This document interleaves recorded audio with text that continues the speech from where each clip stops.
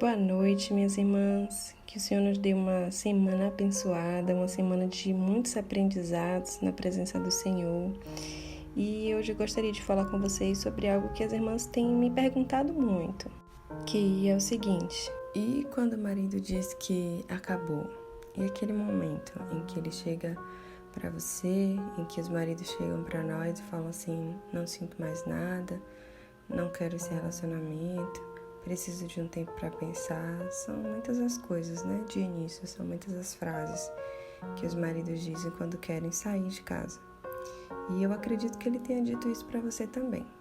Mas não fica preocupada, minha irmã, pois todos eles dizem isso para a esposa antes de sair de casa, ou assim que a gente descobre a traição e aí começa toda aquela confusão inicial da fase 1. Eu costumo dizer que parece que Satanás tem um script pronto para todos os maridos que estão traindo, que é: vai viver e seja feliz, arrume outro homem, sabe? Tenho nojo de você, eu não sinto mais nada, nem desejo por você. Sei lá, são muitas as frases.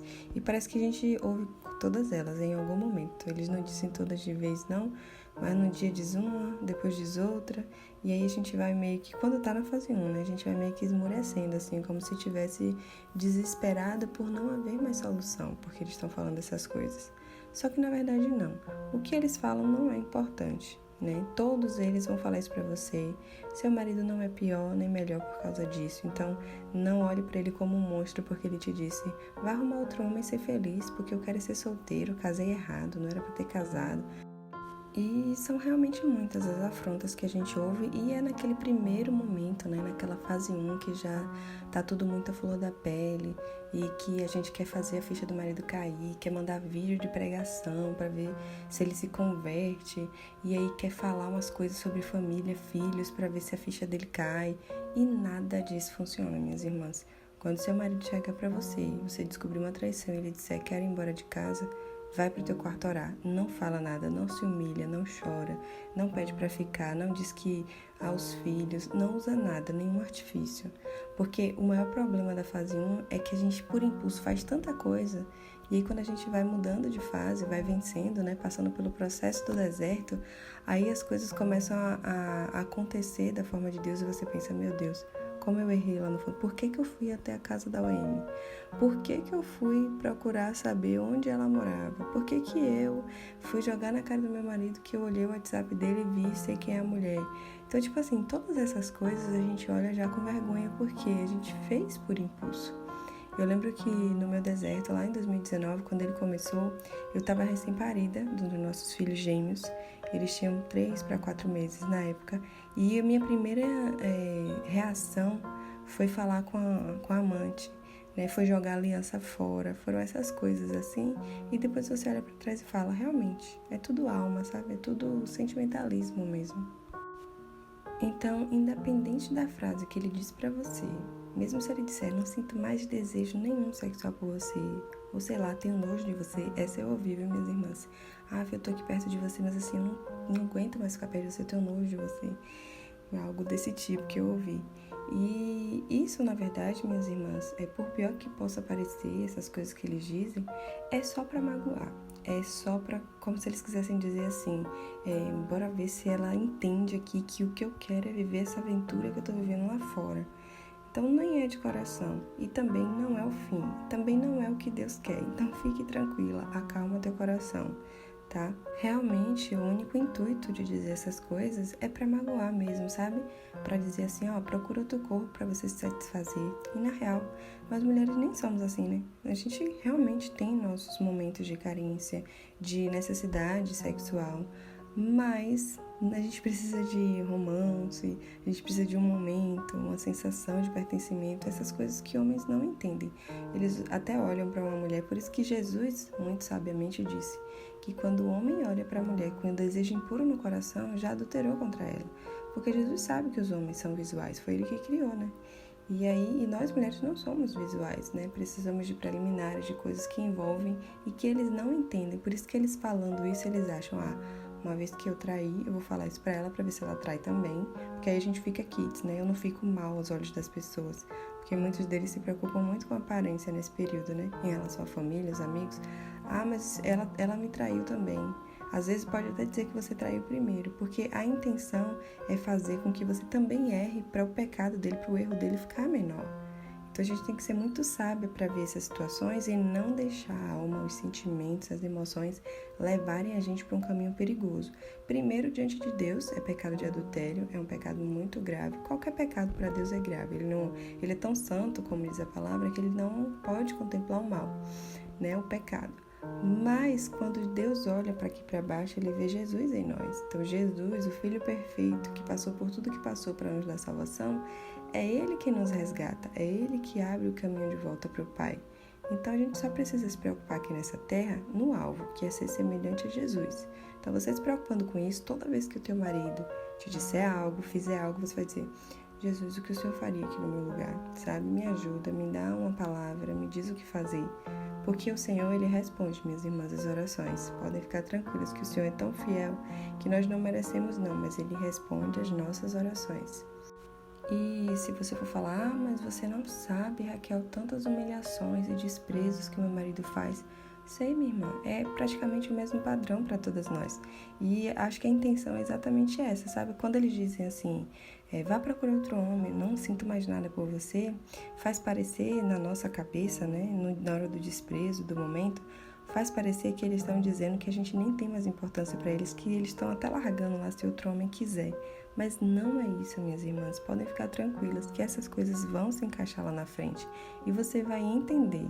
Eu ouvi muitos testemunhos na minha época de deserto, muitos testemunhos de restauração de casamento, e 99% deles, as mulheres na época do deserto, ouviram a mesma coisa. Então, eu não só ouvi, você também ouviu. Muitas irmãs chegam para me falar que elas ouviram e já chegam desesperadas. Mas ele disse que não me quer de jeito nenhum, que não sente nada por mim. Minha irmã, calma teu coração. Isso são só palavras. E o Senhor, quando Ele restaura todas as coisas. Por vezes, no momento da ira, né, naquela vontade de querer dar o troco, Deus me fazia sempre lembrar: se você não quer ser fiel ao seu marido porque ele está nessa situação de adultério, lembre de uma coisa: e quanto a mim, que sou teu Deus, eu sou fiel a você, eu te guardo, eu te livro do mal. Então você vai fazer algo que vai satisfazer a sua alma no momento de fraqueza, mostrar para o teu marido algo que tu nem é. E quanto a mim, você vai pecar contra mim só por causa do seu marido? Então, minhas irmãs, que se você hoje pensa em dar o troco, em ele não mandou arrumar outro homem, eu vou arrumar só para passar na cara dele, sei lá, são tantas coisas que passam na nossa mente humana, porque nós somos fracos. Por isso, precisamos fortalecer o nosso espírito através da leitura da palavra, comunhão com o Espírito Santo, oração. E tudo isso, às vezes, parece tão simples, né? Minha irmã, tem que orar, ler a Bíblia, falar com Deus. Parece muito simples, mas a gente sabe que no mundo espiritual isso é um peso muito grande. E aí, às vezes, a gente fica prostrada, não consegue avançar, não consegue orar. Mas mesmo quando você não conseguir orar, minha irmã, fala com Deus. Senhor, eu não consigo orar. Eu não sei o que está acontecendo comigo, eu sei que eu preciso, mas eu não estou conseguindo. Me ajuda. O Senhor é fiel, minha irmã, sabe? Então essa é a mensagem, né? A mensagem do que a gente está conversando aqui agora é: se o teu marido merece troco, merece alguma coisa na tua cabeça, né, que seja negativa e que seja pecado aos olhos do Senhor, respira fundo e fala: eu não vou fazer porque eu amo o Senhor e Ele merece a minha fidelidade. Ele merece que eu santifique, sabe? Que eu esteja me santificando, que eu não peque. Porque quando a gente faz para Deus e não para os homens, a gente tem a recompensa de Deus. Se você fizer o que seu marido está mandando fazer, o que os teus sentimentos estão mandando você fazer, além de pecar contra o Senhor, vão vir consequências. Eu lembro de um testemunho de um caso de uma irmã que foi em uma dessas situações que ela acabou engravidando. Era uma pessoa, mas ela ficou naquele momento ali. E eu lembro que ela falava desesperada: e agora, o que eu faço? Eu falei: calma, minha irmã. Ela falou assim: eu engravidei e a gente só teve uma noite. E assim, eu nem, sabe, ela não tinha nem relacionamento com esse rapaz, não conhecia direito. E tudo isso por causa de um impulso, porque, minhas irmãs, é como eu sempre digo aqui e repito, sentimentos são passageiros, mas as decisões são permanentes. Foi por causa de um momento de sentimentalismo, um momento, né, em que deu aquela raiva, aquela ira, aquela vontade de descontar, vontade de, sei lá, fazer a ficha do outro cair, querer fazer ciúme. Nada disso funciona, mas foi nesse momento, pelo sentimento que você foi lá e fez, que você tomou uma decisão muito, muito difícil e com irresponsabilidade. Imagine você ter um filho de um relacionamento de uma noite porque você achou que poderia dar o troco no seu marido. E fora o pecado grande contra Deus, né, nessa situação. Então, meus irmãos, nesses momentos lembre que Deus é fiel. Deus, ele ama você. Ele ama você na saúde, na doença, na riqueza, na pobreza. Ele te ama todos os dias da tua vida. Ele nunca vai te abandonar. Sabe aquele juramento lá do altar, no momento do casamento que teu marido fez e está descumprindo hoje? O Senhor nunca vai descumprir, minhas irmãs. O Senhor sempre vai ser fiel à palavra dele. Ele sempre vai ser fiel àquilo que ele prometeu. Então o Senhor nunca vai te abandonar. Ele nunca vai te deixar. E pode aguardar, minhas irmãs, porque se você cumprir os princípios, você vai alcançar as promessas do Senhor. Hoje pode ser humilhação, mas amanhã, se você fizer do jeito de Deus, vai ser dupla honra. E todos aqueles que viram você passar por todo esse processo vão olhar e vão dizer: verdadeiramente Deus habita na vida dessa pessoa. Porque as pessoas vão ver Deus através das suas atitudes, das suas ações, das suas reações. Então tenha em mente que o seu marido ele está cego pelos sentimentos dele, pelas brechas que ele está dando, pelos pecados. Então isso vai causando brechas e ali o inimigo entra para bagunçar mesmo a vida, os pensamentos, as emoções, né? O marido está sendo usado como uma marionete nas mãos do inimigo. Então tenha em mente que teu marido te ama, que teu marido ele gosta da família, mas que por conta das consequências do pecado dele, ele nesse momento ele não consegue, é como se estivesse na lama tentando sair e cada vez que ele tenta ele se afoga mais. Por isso é importante você orar pelo seu marido, é importante você interceder pela vida dele para que o Senhor salve, para que o Senhor restaure a vida dele. Não aquele desespero, sabe, inicial da fase 1 em que a gente ora desesperadamente para que o marido volte para casa. Não, é para que Deus transforme a vida dele onde quer que ele esteja, para que quando ele voltar para casa ele esteja totalmente restaurado. Porque, minhas irmãs, é difícil passar por todo o processo do deserto, né? É muito bom no final, porque a gente já passou por tudo, é libertador, é maravilhoso. Mas imagine você passar por todo esse processo. No final, você cede seu marido voltar do jeito que ele tá, com a vida toda perturbada. E aí, de repente, você começa a voltar lá para a fase 1, de desespero, de sentimentos. Por quê? Porque você vai ver seu marido fazer um monte de coisa que vai te abalar emocionalmente. Então, é importante que sua oração não seja para o seu marido voltar, que sua oração seja para Deus transformar a vida dele, que o Espírito Santo possa convencer ele da justiça, do pecado e do juízo, para que quando ele volte, quando o seu processo terminar, porque primeiro é a restauração pessoal e depois a restauração do casamento. Então, quando o teu marido voltar, ele vai estar transformado e vocês juntos, para a glória de Deus, vão ter testemunho para a família, para os filhos, sabe, para outras pessoas que vão precisar da ajuda de vocês, porque tudo que Deus faz é no plural. Deus vai te restaurar, vai restaurar a tua vida, vai fazer em você, para depois fazer através de você. Pai, muito obrigada, Pai, por mais um dia. Muito obrigada pela Tua graça sobre nossas vidas. Obrigada por mais uma noite, Senhor, que o Senhor tem nos dado de sabedoria, de conhecimento de Tua palavra, esse momento de comunhão, de oração. Pai, nós te pedimos que, em nome de Jesus, continue nos aperfeiçoando, Senhor, nos capacitando a viver a Tua vontade.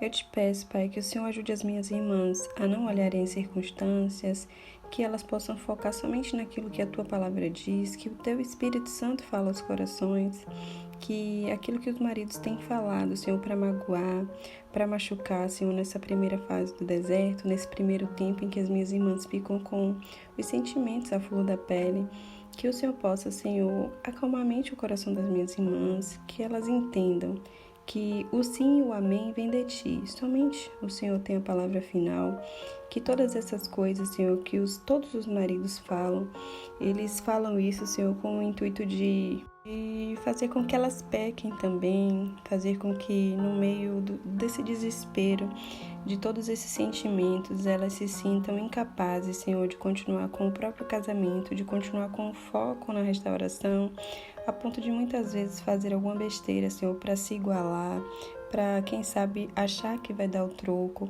Senhor, em nome de Jesus, não permita que as palavras dos maridos nesse momento entrem na mente e no coração das minhas irmãs E que o Senhor continue, Pai, encontrando espaço, Senhor, para continuar a Tua obra na vida delas, mesmo quando elas não estão vendo, que elas tenham a certeza, a convicção de que como Pai, como Deus Todo-Poderoso, o Senhor tem feito todas as coisas cooperarem para o nosso bem. O Senhor tem trabalhado a nosso favor, porque a Tua palavra diz que o Senhor trabalha para aqueles que em Ti esperam. Pai, que as minhas irmãs estejam com raízes tão firmadas em Ti, que nenhum desses ventos, nenhuma dessas palavras, nenhuma dessas situações venham abalar a fé das minhas irmãs, venham fazer com que elas tropecem, Senhor, em pedra. Pai, em nome de Jesus, alcance o coração desses maridos, Senhor, que o Senhor possa, através do Teu Espírito Santo, convencê-los da justiça, do pecado e do juízo, que eles possam, sim, Senhor, cair em si, não pelo que as irmãs querem dizer, Senhor, mas por aquilo que o Teu Espírito Santo, somente Ele pode fazer. Restaura, Senhor, as famílias, te pedimos, restaura os casamentos, Senhor, restaura as famílias, para honra e glória do Teu nome, Senhor. Nós te pedimos, Senhor, pelas irmãs que já estão também concluindo o deserto, que elas possam sim, Senhor, continuar firmadas em Tua palavra, para que elas não venham também a tropeçar, como diz a Tua palavra, aquele que pensa que está de pé, cuide para que não caia. Nos guarda, Senhor, nos guarda em Ti, Senhor, debaixo da Tua poderosa mão, Senhor. E que as pessoas, Pai, possam olhar para nós e ver e fazer se cumprir aquele versículo que diz que grandes coisas Deus tem feito por nós, por isso estamos alegres. Que as pessoas possam ver as grandes coisas que o Senhor tem feito em nós e ver a nossa alegria e querer muito esse nosso Deus, nosso Pai, que nos guia, que nos conduz e que nos restaura, Pai. Em nome de Jesus, o Deus Todo-Poderoso, nós te pedimos, nós te clamamos, Pai, por uma solução que vem de Ti, que sai do Teu trono, Pai, que é segundo a Tua vontade e no Teu tempo, Pai. Nos ensina a aguardar, a esperar e descansar em Ti e no Teu tempo. Em nome de Jesus. Amém.